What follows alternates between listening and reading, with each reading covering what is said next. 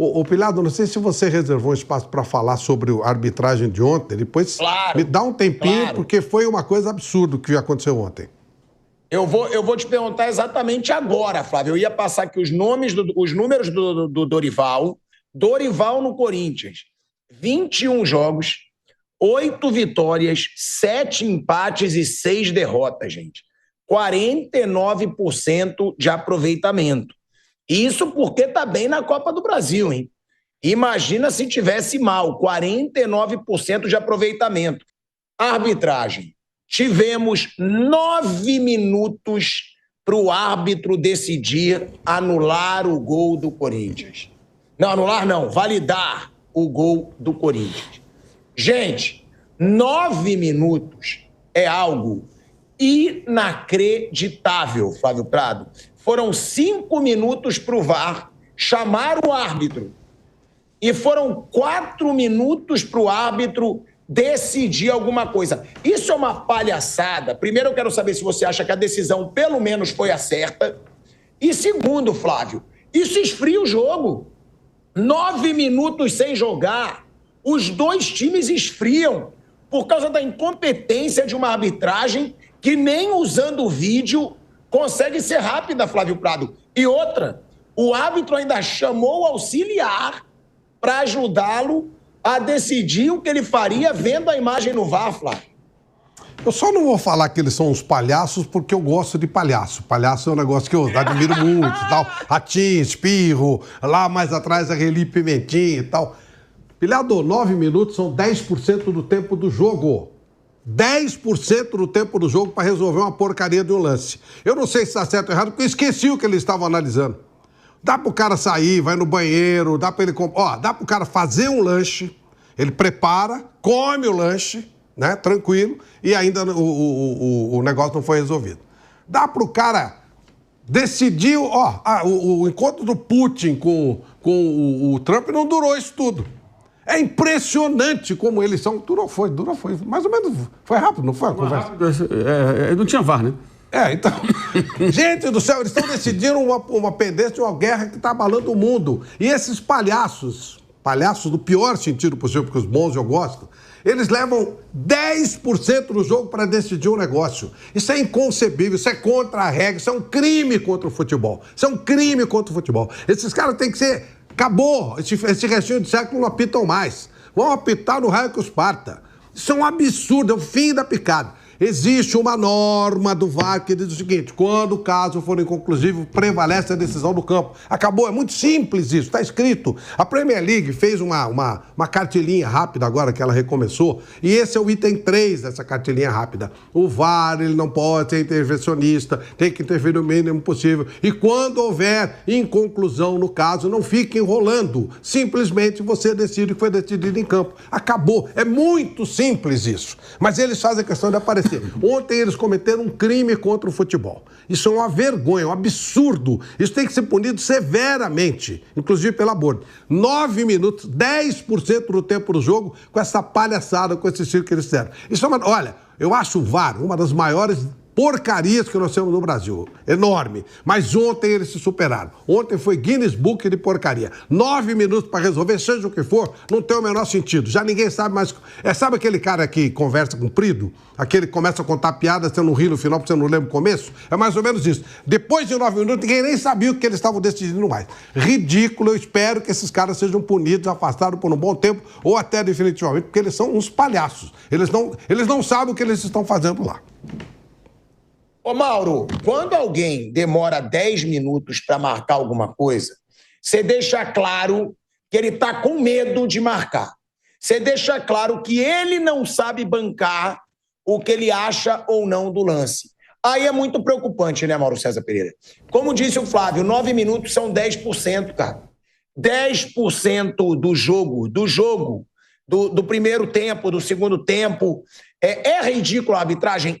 Só que isso a gente já falou várias vezes. O que é novidade é que eu acho que isso deve ser recorde mundial, né, Mauro César? Eu acho que deve ser pelo menos isso. Como o Flávio Prado chamou eles de palhaço, pelo menos eles devem ter um recorde mundial. Porque eu acho que nunca um VAR demorou 9 minutos para marcar um lance. E outra, Mauro, você acha que pelo menos a decisão foi certa ou até a decisão foi errada, na sua opinião?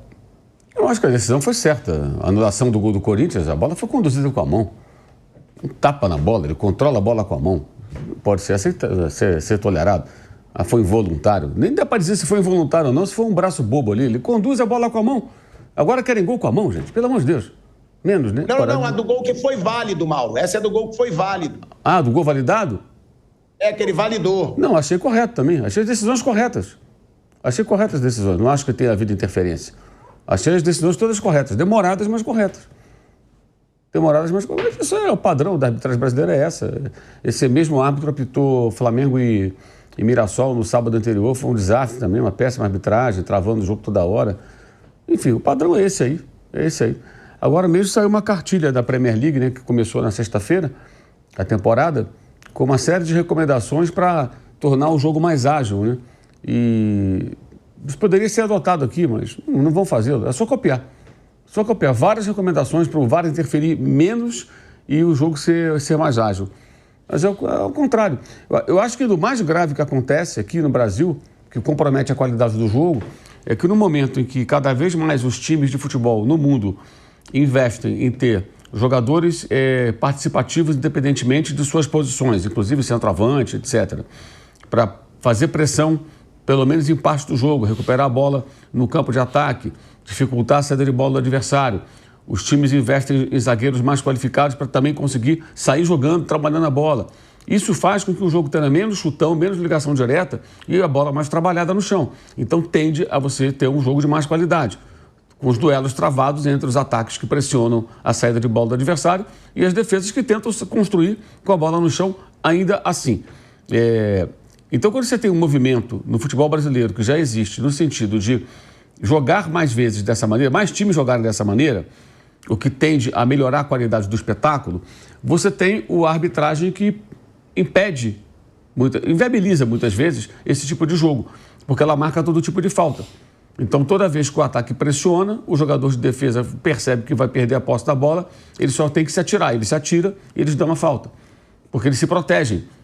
Porque se na sequência sai um gol, foi a falta na origem e não marcou? Não, não foi falta, eu não marquei. Não foi falta, eu não marquei, não. Eles preferem marcar para se proteger. Eu acho que isso é o que de mais nocivo está acontecendo hoje no futebol praticado no Brasil.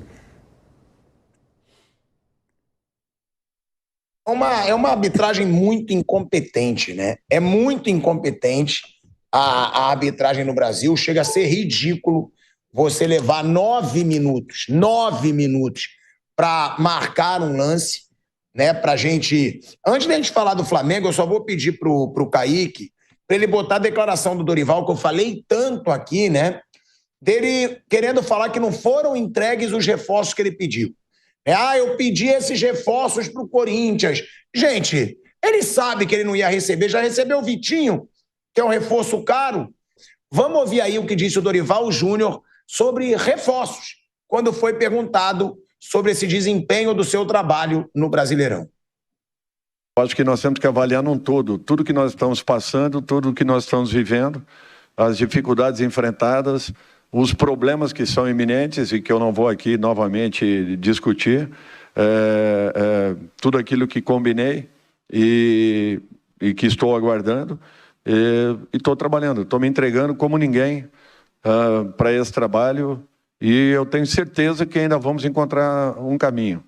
Prova o que nós temos feito em muitos jogos.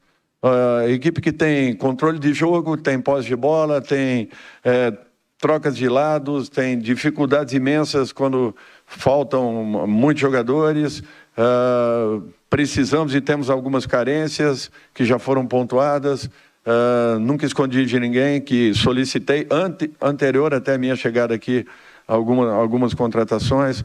Agora nós estamos fazendo o que esteja ao nosso alcance, lutando, nos entregando, trabalhando, nos dedicando o máximo possível. Os resultados em algum momento acontecem, podem ter certeza. Mesmo com todas as dificuldades que nós estamos passando, olha, foram poucos os jogos que nós fomos inferiores ao adversário, foram pouquíssimos jogos que nós sofremos com adversários um pouco melhores em campo. E isso não reflete, na minha opinião, não reflete aquilo que nós merecíamos dentro do Campeonato Brasileiro. Pela postura que a equipe vem tendo, raras as exceções, a partida anterior, o clássico anterior do Campeonato Brasileiro, realmente resultados merecidos, no mais, sinceramente, alguma coisa temos que fazer a mais para conquistarmos resultados, sim, mas é um caminho. Nós estamos trabalhando, nos entregando o máximo possível, lutando com todas as armas para tentarmos solucionar problemas, resolver situações e encontrar caminhos. Os jogadores se sentem confortáveis, temos a posse na maioria das partidas, o domínio do jogo na maioria das partidas. Os resultados às vezes não acontecem. Parece brincadeira, né, Bruno Prado? Raríssimos momentos fomos inferiores. Foram inferiores em quase todos. Quase todos. São 11 jogos sem vencer. Só um jogo vencido em 11 jogos.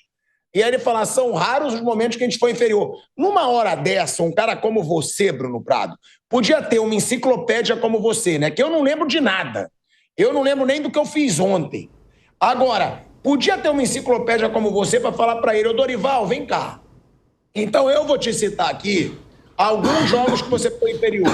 1, 2, 3, 4, 5, 6, 7. Porque é claro que o Corinthians foi inferior.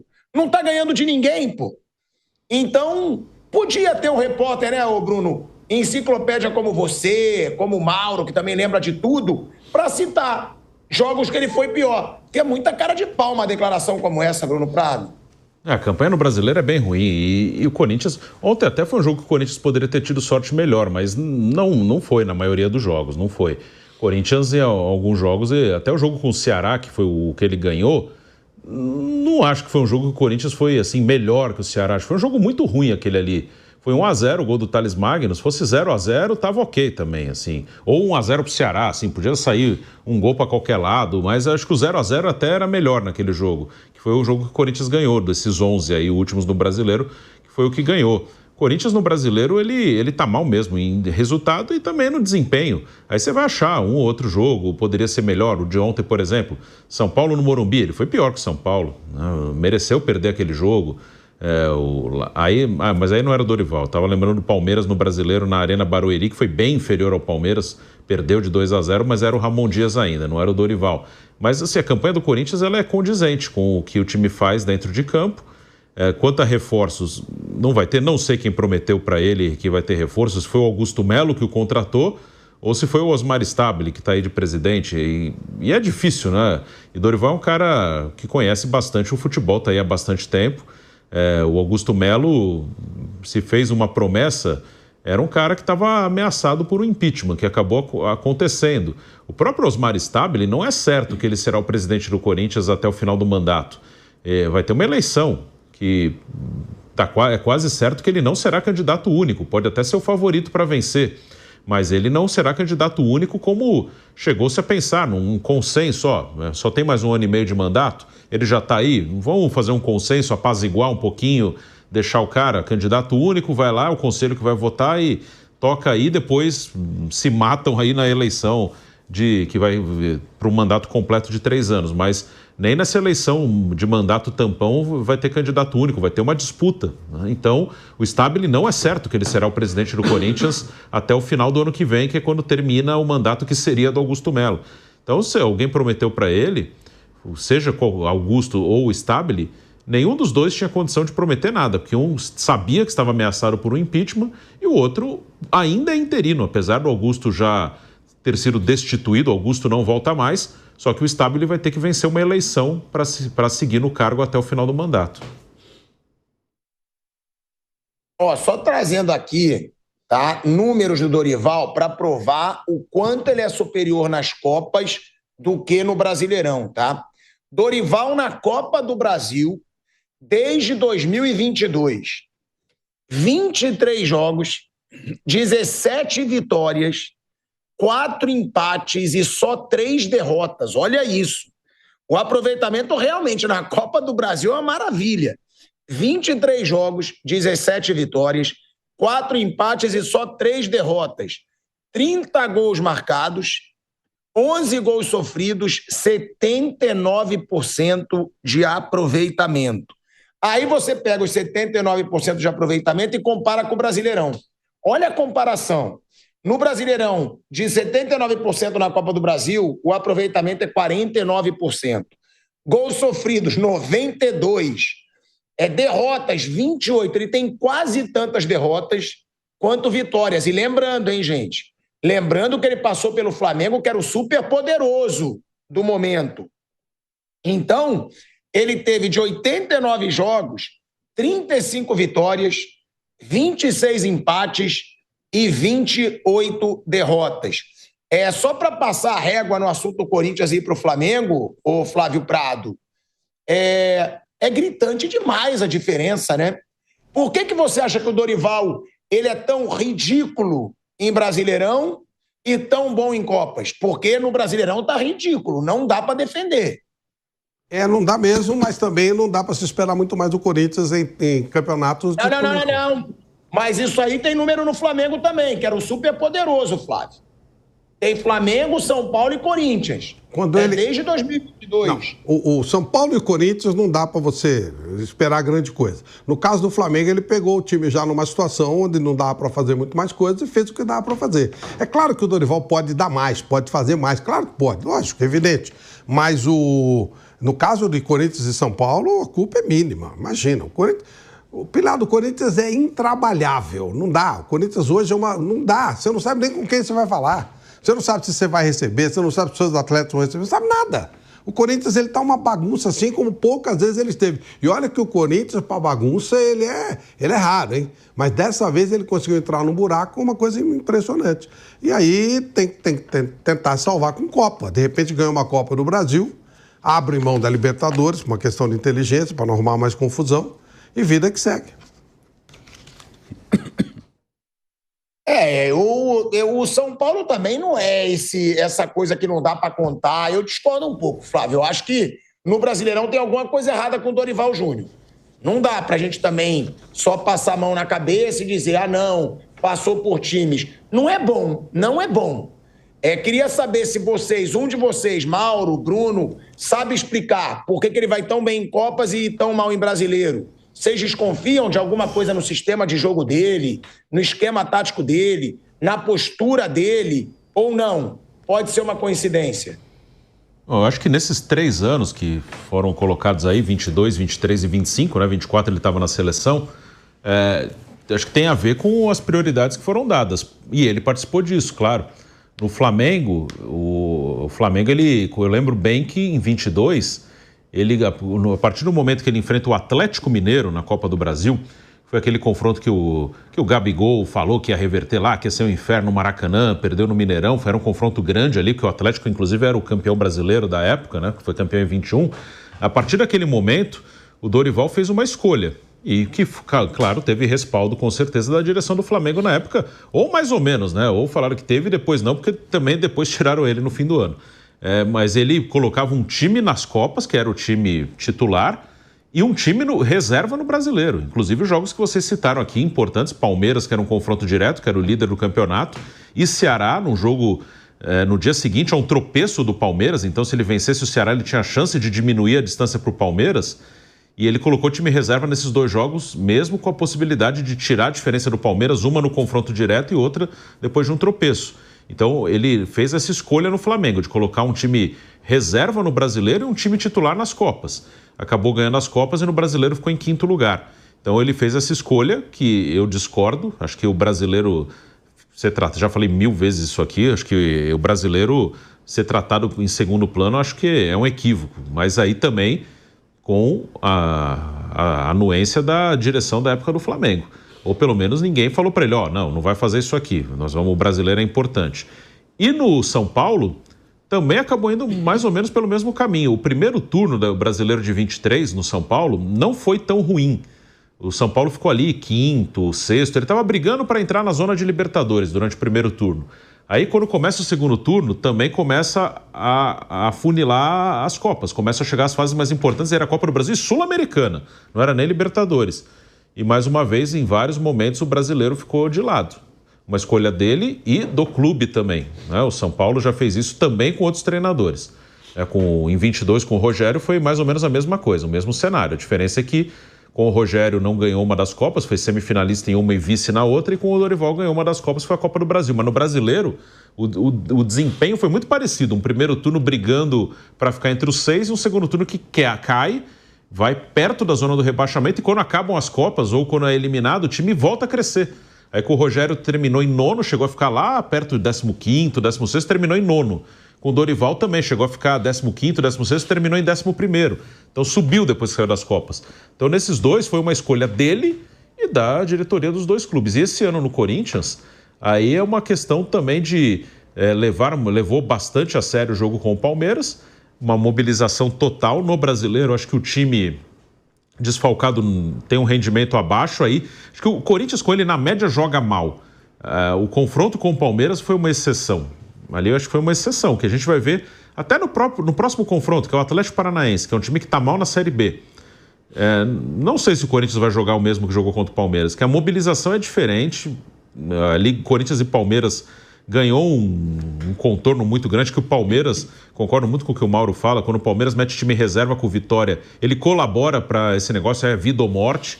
Contra o Atlético Paranaense vai ter uma mobilização, porque a Copa do Brasil é o que o Corinthians pode tentar ganhar, mas é diferente do Palmeiras. Então, não sei se vai jogar bem contra o Atlético Paranaense, não. Acho que no caso do Corinthians, é desempenho do time mesmo, e aqueles jogos foram exceções.